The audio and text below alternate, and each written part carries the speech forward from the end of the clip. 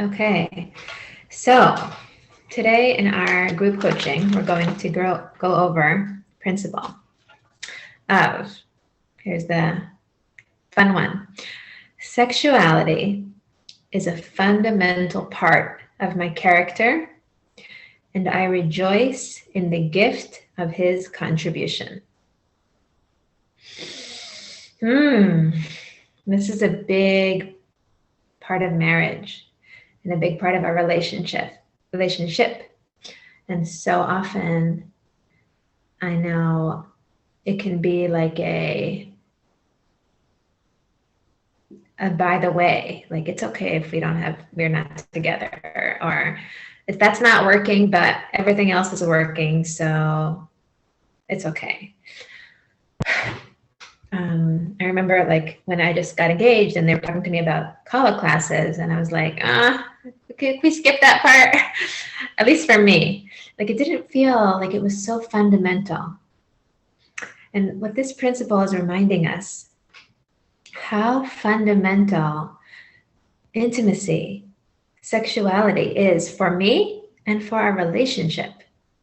It's just a physical manifestation of everything we want.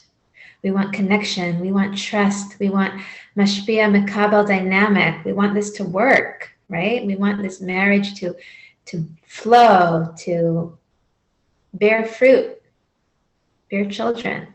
And it starts in this act. And this is how it's expressed in a very physical way. So it's very, very foundational. And I wanted to share how the other principles really help support this principle of having a healthy, intimate relationship with our husband. So principle number one is I am worthy. That's really principle number one, reminding ourselves of our inherent worthiness. We are a piece of Hashem. I'm unconditionally worthy, not because of what I do, not because of what I wear, not because of my talents or my accomplishments. I just am. And that feeds into, I'm able to experience pleasure. And I'm able to experience this gift of intimacy because I am worthy, because you are worthy. We're worthy of this experience.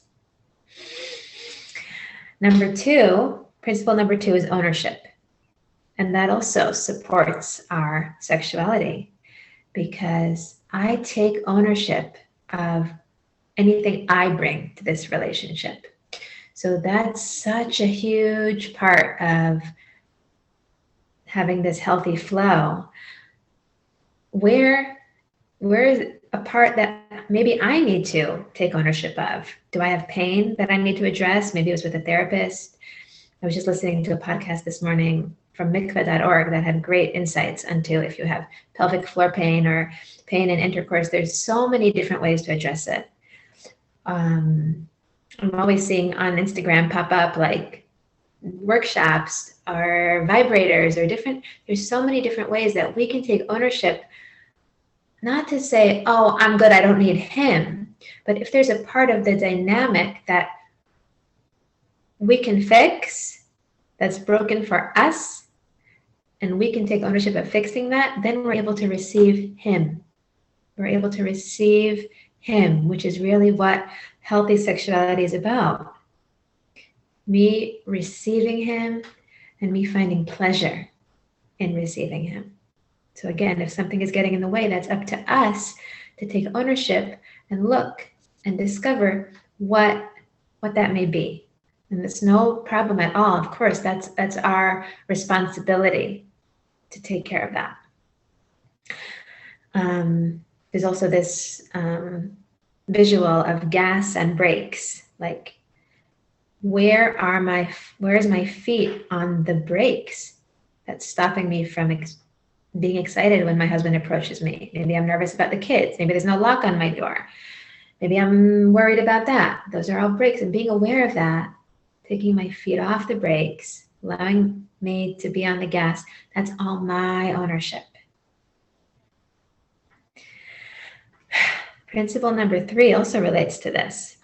I receive,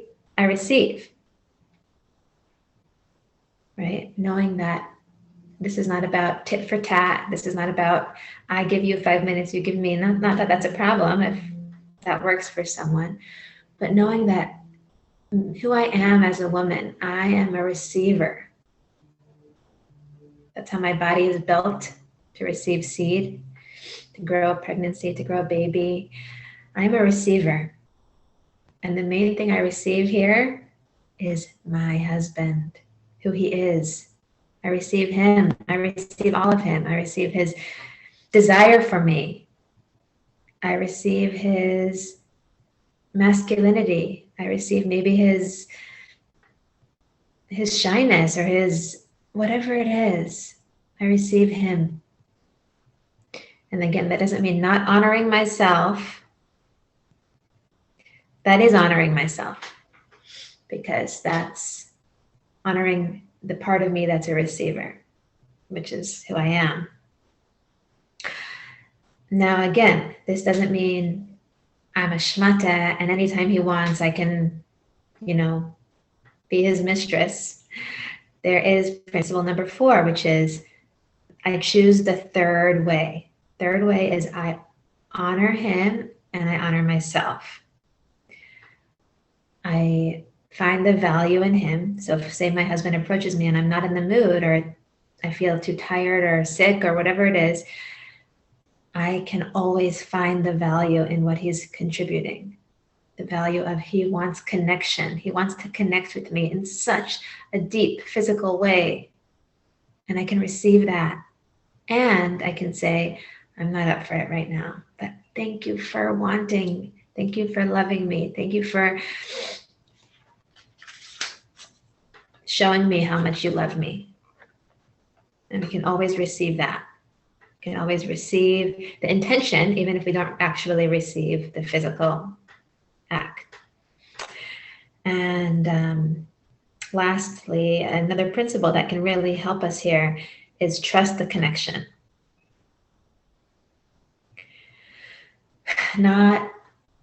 I know for many women, when their husband approaches them, it can be like, wait, but do you love me? Or you just want my body, right? And come into that like evaluating judgment zone. And that's totally not helpfing in the bedroom to be a judge. So leaning into trusting the connection, just trusting it, just trusting. We're connected, we're married. He loves me, he wants me, I love him. And trusting that we're connected, that is the healthiest ground for more connection to grow. From that space of I receive you, we're connected, I'm a receiver, I'm worthy, I take ownership, I know what turns me on, I know what are my breaks, all that.